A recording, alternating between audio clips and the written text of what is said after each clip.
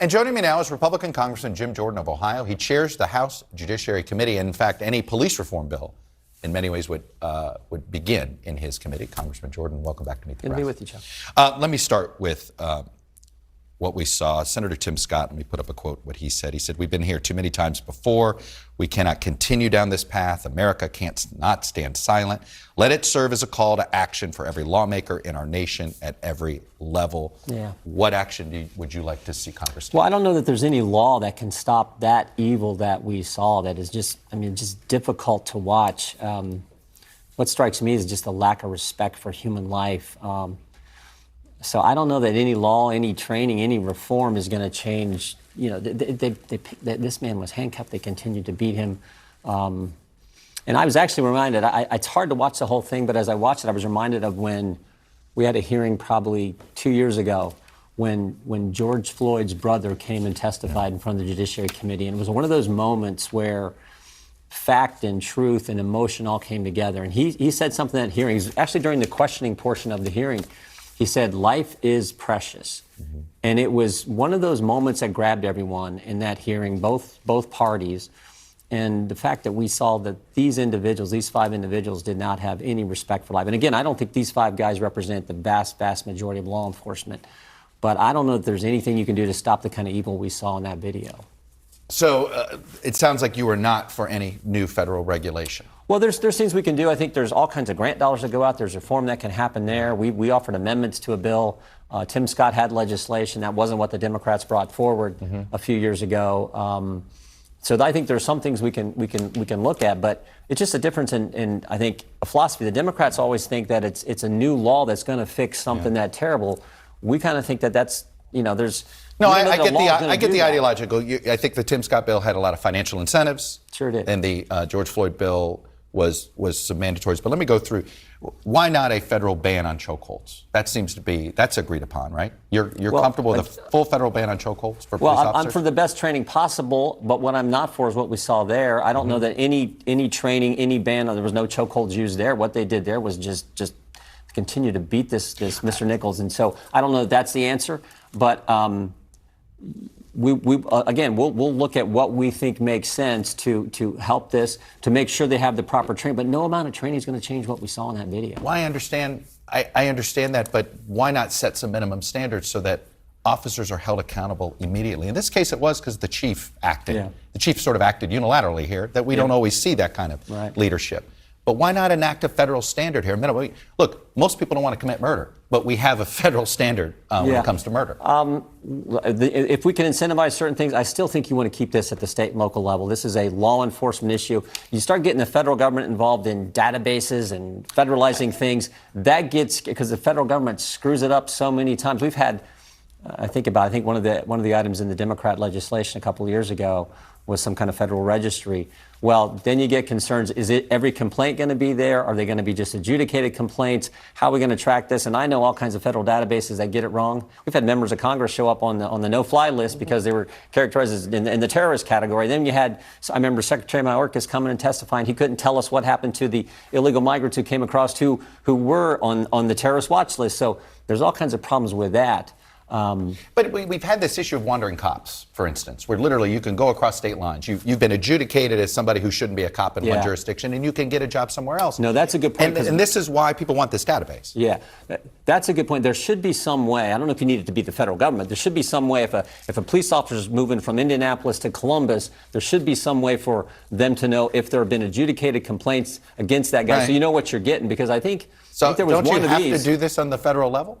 I would prefer it be done, if we can incentivize, I'd much prefer it be done at the state and local level. I hear you, but I literally did a special about a wandering cop who was adjudicated. I saw some of that. Delaware versus Maryland. That's across state lines. So you see what I mean? Yeah. Once you have across state line issues, it has to be adjudicated. Well, maybe there's some kind of federal law we can look at that requires that to happen, but it's done at the local level. So if a cop's coming from one jurisdiction to another, they have to let you know what happened in the previous jurisdiction.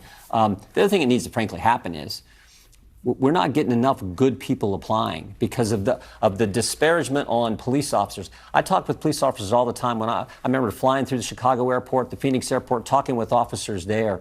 Right now, they don't get enough people applying, taking the test to enter the academy to be an officer, because there's been this defund the police concept out there. There's been this attack on law enforcement, and you're not getting the best of the best. In fact, they may have 100 openings and get 10 people to apply, where just 10, 20 years ago. Aren't you making the case for federal standards then? Because I say this, if you make a case for having strong standards that's uniform across the board, it gives people comfort. I'm making the case that we shouldn't have this whole attitude about defund the police and disparaging police, because the vast, vast majority of police officers aren't doing what we saw in that video. No, I get you, but I don't think anybody in Washington is seriously advocating defunding the police. I get that there are people arguing that. I think in here, I understand that, but there were a couple years that's ago. That's not what the George Floyd bill is. A number of my colleagues were on the other side of the aisle. We're talking about defunding the police. I got a list of 20 jurisdictions that defunded the police to the tune of over $1 billion total.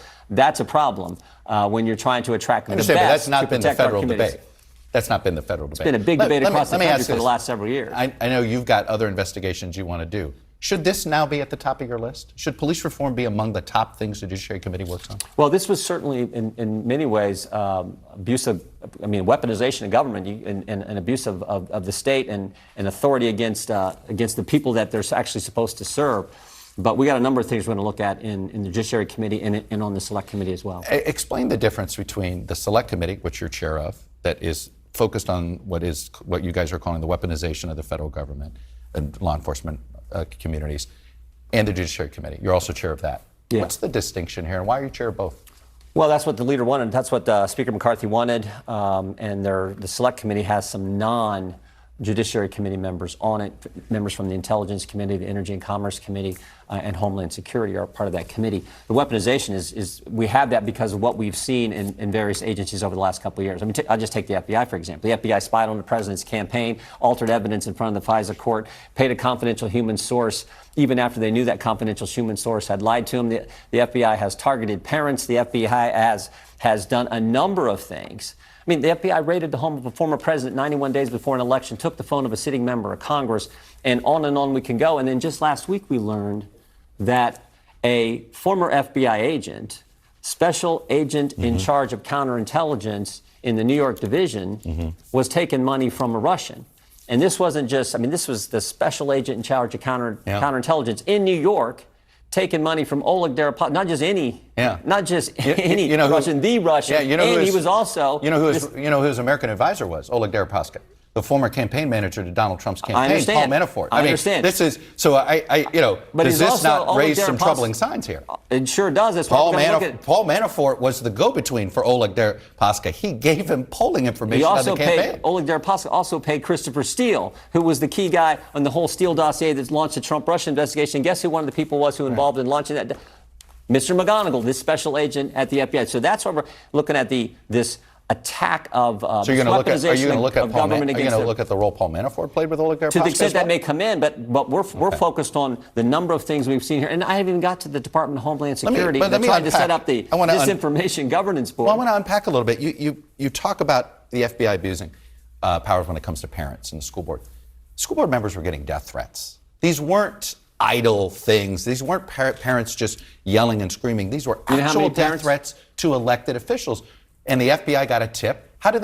Should they not look into a death threat when an elected official gets a death threat? School board writes a letter on September 29th. 5 days later, the Attorney General of the United States issues a memorandum to 101 U.S. attorneys' offices around the country saying, set up this line that they can report on. 16 days later, Chuck, the FBI sends out an email to agents all across the country, say, put this designation on parents, report it on the snitch line that the Attorney General set up. So all that happens, think about it, September 29th, October 4th, October 20th of 20, that all happens in 22 days. When have you ever seen the federal government move that fast? 25 parents, whistleblowers. There were actual death threats. Understand, literally, Chuck, but let me just finish this. 25 parents get reported on that snitch line.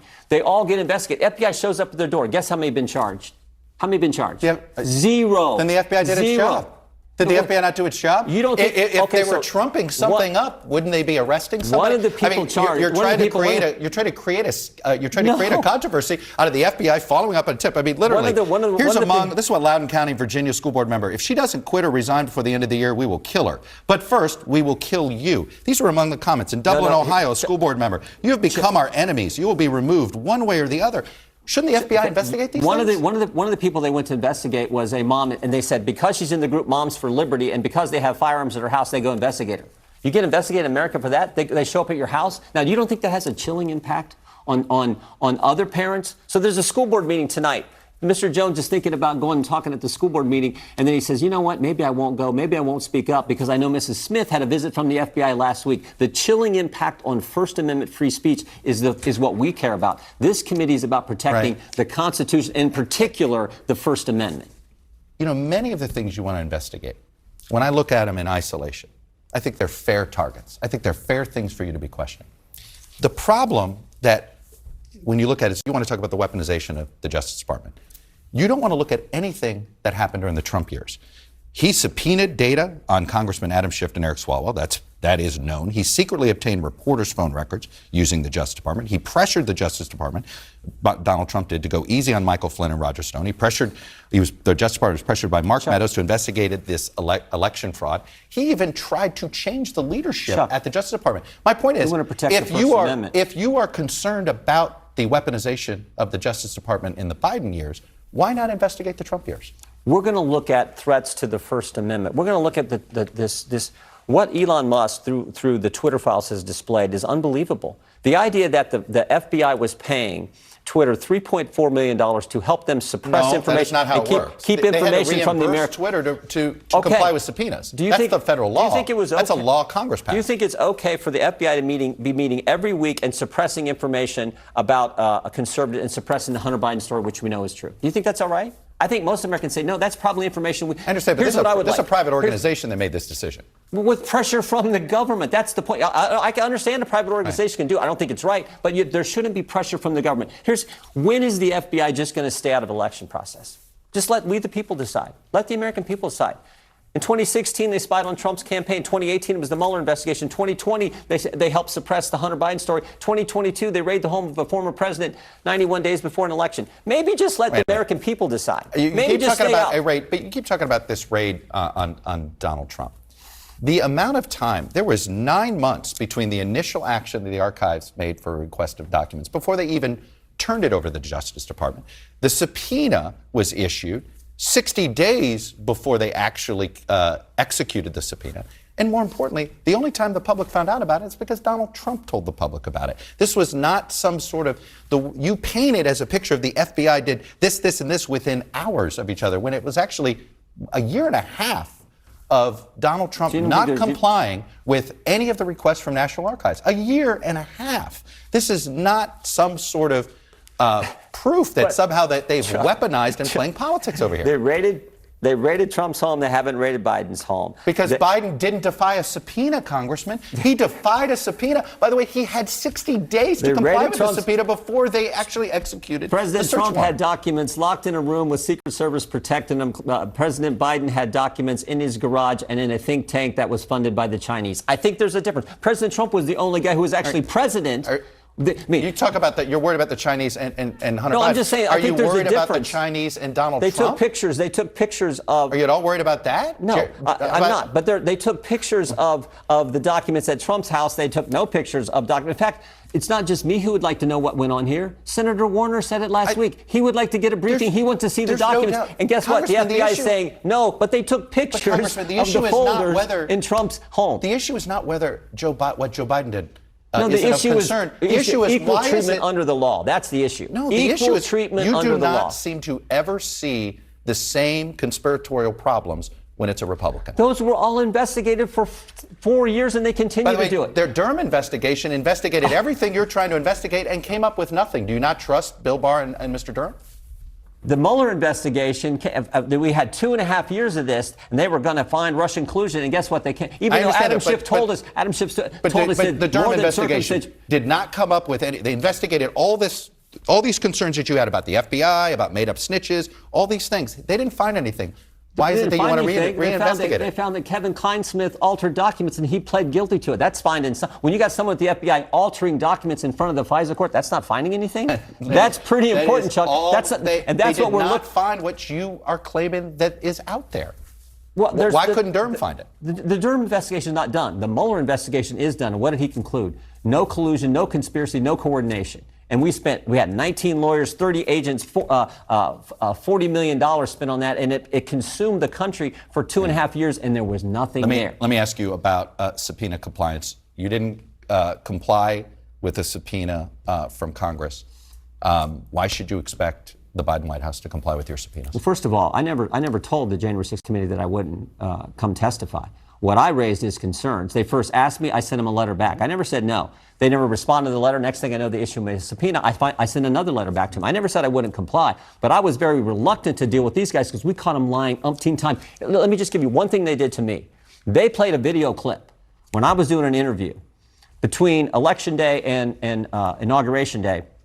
They played a video clip where I said January 6th is the ultimate date of significance in a presidential contest, insinuating one thing. What they left off of that clip is what I said, the front end of it. They cut the clip. What I said is the late Justice Ruth Bader Ginsburg said January 6th is the ultimate date of significance in a presidential contest. Right. When you catch a group lying as many times as we did, and we weren't even allowed to be a part of it. How about telling us what you talked with Donald Trump with on January 6th? Be happy to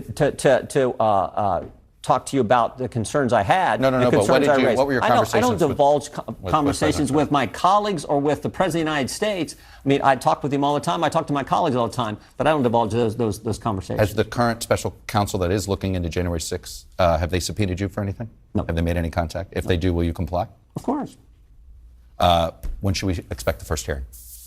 Our first hearing in the Judiciary Committee is going to be Tuesday or Wednesday, depending on what the minority leader does with there's a rule they have to do when we get their members and all. But we're planning on the first hearing in the full committee being on the border situation. Do you support Kevin McCarthy throughout the entire Congress? Kevin McCarthy has done a great job, and I supported him for Speaker. I think he's going to be a great Speaker. And you will support his speakership all the way through? Yeah, of course. I mean, he's the Speaker of the House. I think you are going to see our team come together.